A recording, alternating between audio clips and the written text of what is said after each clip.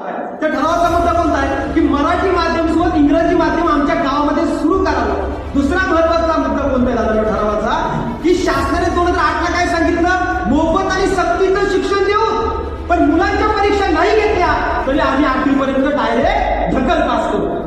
हा किती मूर्ख बनवण्याचा कारस्थान आहे. शासनाला लाज वाटत नाहीये का?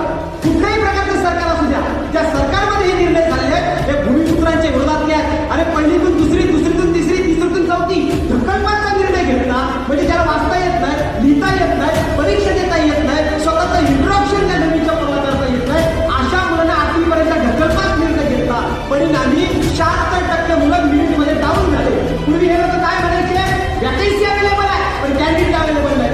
आज कॅन्डिडेट अवेलेबल झाला, त्यांची मिनिट काढून घेण्याचा प्रयत्न केला. एकीकडे वॅकन्सी काय आहे, दुसरीकडे मिनिट काय आहे, तिसरीकडे जमिनी सुद्धा काढल्या, चौथीकडे शिक्षणाचं खालीकरण सुरू आहे. हा संपूर्ण चक्रव्यूहामध्ये आपला समाज फसत चाललेला आहे. मग तुमची आणि माझी जबाबदारी आहे.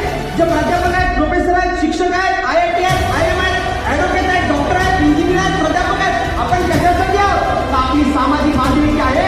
त्या शाळेतून मी शिकलोय की शाळा दर्जेदार करणं हा आपल्या जीवनाचा हेतू असला. आणि अंतिम आणि शेवटचा मुद्दा बोलत आहे, हा लक्षपूर्वक आहे का? अंतिम आणि शेवटचा मुद्दा म्हणजे परीक्षेचा मुख्य हेतू काय, तर दुसरा मुद्दा 1ली ते 8वीचा ढकलपासचा निर्णय शासनाने सरसकट रद्द करावा आणि सक्तीच्या परीक्षा घ्याव्यात. ज्याची बुद्धी असेल त्याला पुढच्या वर्गात बसू द्यावं. हा दुसरा महत्वाचा मुद्दा.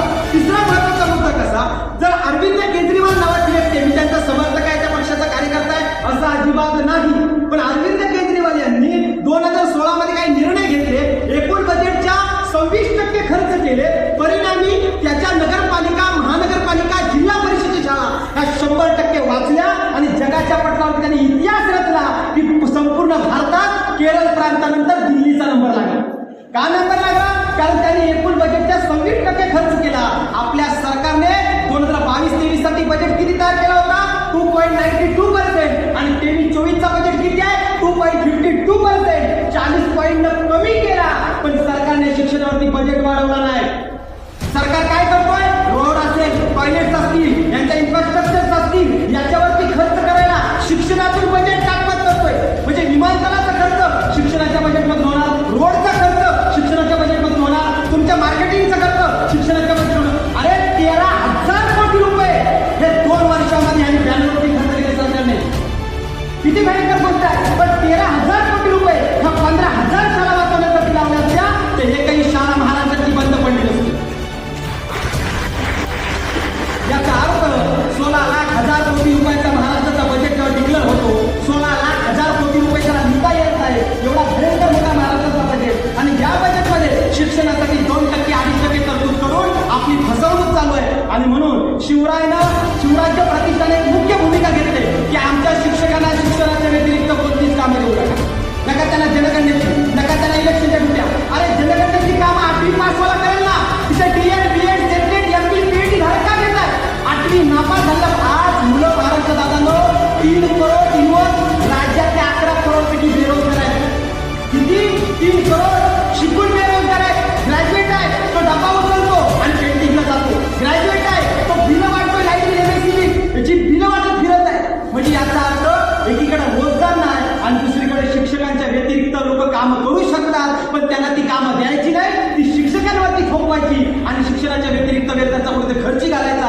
हा सुद्धा मोठा घातक आहे. आणि यासाठी आम्ही कोर्टामध्ये गेलो. 17 संघटनेमध्ये एक संघटना सत्यशोधक शिक्षक संघटना, रमेश डिजेकर त्याचे राज्याचे अध्यक्ष आहेत, ते कोर्टात गेले. आम्ही 16 संघटनांनी त्यांना समर्थन दिलं आणि 7 दिवसापूर्वी आपल्या महाराष्ट्र सरकारला कोर्टानं जाब विचारला. मुंबई हायकोर्टनं काय जाब विचारला की तुम्ही 20 फुटाच्या खालच्या शाळा बंद करण्याचा अधिकार तुम्हाला कोणी दिला. दुसरा जाब विचारला 1 किलोमीटरमध्ये एक शाळा असली पाहिजे, ही ती बंद करताय, ती बंद कोणत्या निकषावरती करताय. आणि तिसरा जाब विचारला तुम्ही जो अर्थ खर्च करत आहात त्या खर्चामधून एकूण बजेटच्या जो कमकुवत म्हणजे ज्याला आपण म्हणू शकतो की फार तुटपुंज तुम्ही त्यावर खर्च करत आहात. या संबंधामध्ये काही जाब शासनाला विचारले. जेव्हा रोहित पवारांनी आम्हाला 11 ऑगस्ट 2023 ला बोलून घेतलं, जेव्हा 11 ऑक्टोबर 2023 ला न्यायमूर्ती B.C. पडसवालांच्या नेतृत्वाखाली मार्गदर्शनाखाली आपली परिषद झाली पनवेलला. रात्री 12:30 वाजता रोहित पवारांनी कॉल केला. त्यांनी सांगितलं तुमची टीम संपूर्ण भेटायला या.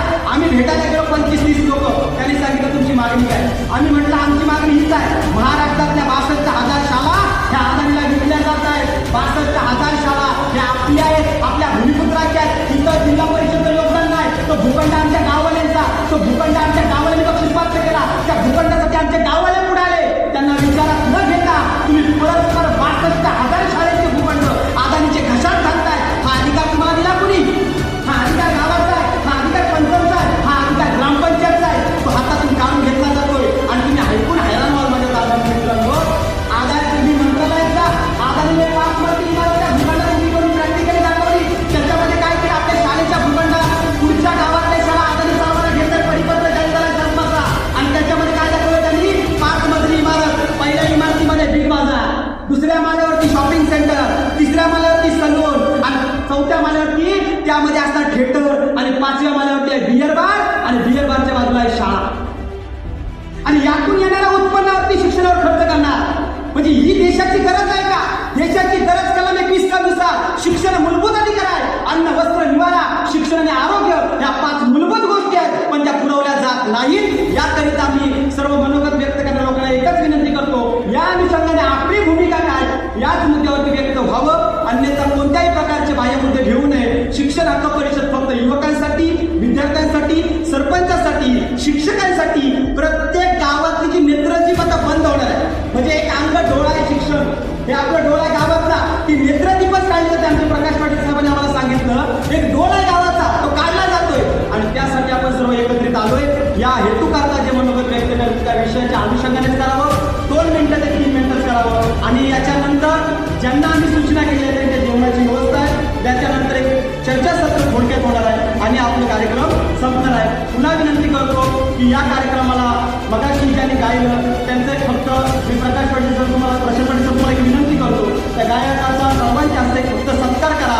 एक आदिवासी समाजाचा मुलगा या ठिकाणी विजय म्हणून आहे.